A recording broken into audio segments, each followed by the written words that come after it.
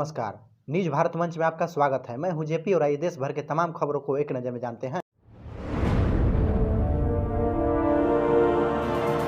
71,000 युवाओं को मिली सरकारी नौकरी। पीएम मोदी ने दिए अपार्टमेंट लेटर। इन पदों पर होगी तैनाती। प्रधानमंत्री नरेंद्र मोदी ने गुरुवार को रोजगार मेले में 70,000 से ज़्यादा युवाओं को जॉब अपार्टमेंट लेटर दिया। पीएम इस कार्यक्रम में वीडियो कॉन्फ्रेंसिंग के जरिए जुड़े थे। उन्होंने पॉइंट हुए युवाओं से कहा कि केंद्र सरकार के अलग अलग डिपार्टमेंट में नौकरी पाने वाले सभी युवाओं को मेरी शुभकामनाएं। एनडीए और भाजपा शासित राज्यों में सरकारी नौकरी देने की प्रक्रिया तेज रफ्तार से जारी है। कल ही मध्य प्रदेश में 22,000 से ज़्यादा शिक्षकों को अपार्टमेंट लेटर दिए गए थे। बता दें कि रोजगार मेला में केंद्र सरकार की ओर से शुरू की गई एक पहल है। सरकार का उद्देश्य है कि इसके जरिए ज़्यादा से ज़्यादा लोगों को रोजगार दिया जा सके।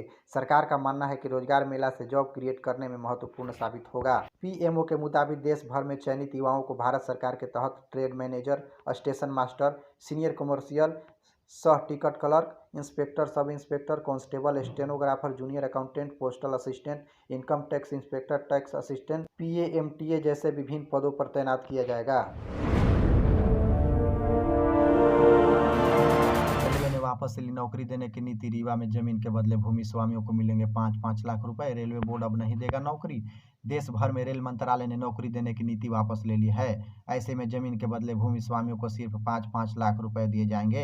रेलवे बोर्ड अब कोई नौकरी नहीं देगा। इस बात की जानकारी हुजूर विकास खंड के अनुविभागीय अधिकारी राजस्व अनुराग तिवारी ने दी है। कहा कि ललितपुर सिंगरौली नई रेल लाइन के लिए रीवा से मांडवा तक 17 ग्राम की भूमि अधिग्रहित की गई है। रेल मंत्रालय ने रेलवे बोर्ड के माध्यम से जानकारी दी है कि ऐसे भूमि स्वामी जिनकी रेलवे लाइन के लिए भूमि अधिग्रहित की गई है उनको नौकरी देने की नीति वापस ले ली गई है। इस बाबत भारत सरकार के रेलवे बोर्ड एवं पश्चिम मध्य रेलवे जबलपुर द्वारा सूचित किया गया है। कहा गया है कि भू अर्जन से प्रभावित किसानों को नौकरी के स्थान पर एकमुश्त 5 लाख रुपए देने की प्रावधान किया गया है।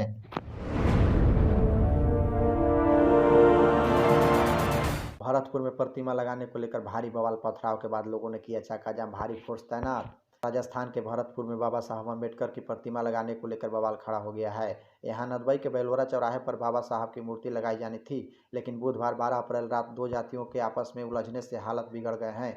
इस खूनी संघर्ष को रोकने गई पुलिस पर भी 3 बार पथराव हुआ। पुलिस ने जैसे तैसे मामला को शांत कराया। मामला इतना बिगड़ गया है कि लोगों ने चक्का जाम कर आगाजगी की। इस दौरान पर जब पुलिस प्रदर्शनकारियों को हटाने पहुंची तो पुलिस की गाड़ियों पर भी पथराव किया गया, जिसके बाद पुलिस को आंसू गैस के गोले दागने पड़े। देर रात तक स्थिति तनावपूर्ण बनी रही।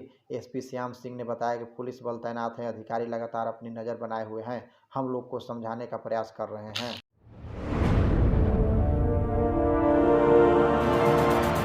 जालियांवाला बाग नरसंहार और खूनी बैसाखी, जब गोलियों से भून दिए गए थे सैकड़ों लोग।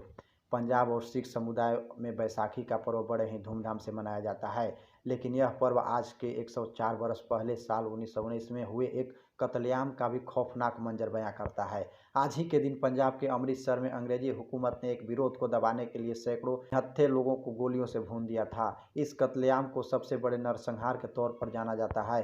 13 अप्रैल 1919 को अमृतसर के स्वर्ण मंदिर से कुछ स्थित जालियांवाला बाग में अंग्रेजी हुकूमत ने अपने खिलाफ तेज होती आवाज़ को दबाने के लिए इस हत्याकांड को अंजाम दिया था। इस नरसंहार से एक माह पूर्व 8 मार्च को ब्रिटिश हुकूमत ने भारत में रॉलेट एक्ट पारित किया था। रॉलेट एक्ट के तहत ब्रिटिश सरकार भारतीयों की आवाज़ दबाने की कोशिश कर रही थी। अंग्रेजी सरकार ने रॉलेट एक्ट के पास किया था। इसके तहत ब्रिटिश सरकार की किसी भी भारतीय को भी पकड़कर बिना केस किए जेल में डाल सकती थी। इस फैसले के खिलाफ 9 अप्रैल को पंजाब के बड़े नेताओं डॉक्टर सत्यपाल और किचलू ने धरना प्रदर्शन किया, जिन्हें प्रशासन ने गिरफ्तार कर काला पानी की सजा सुना दी।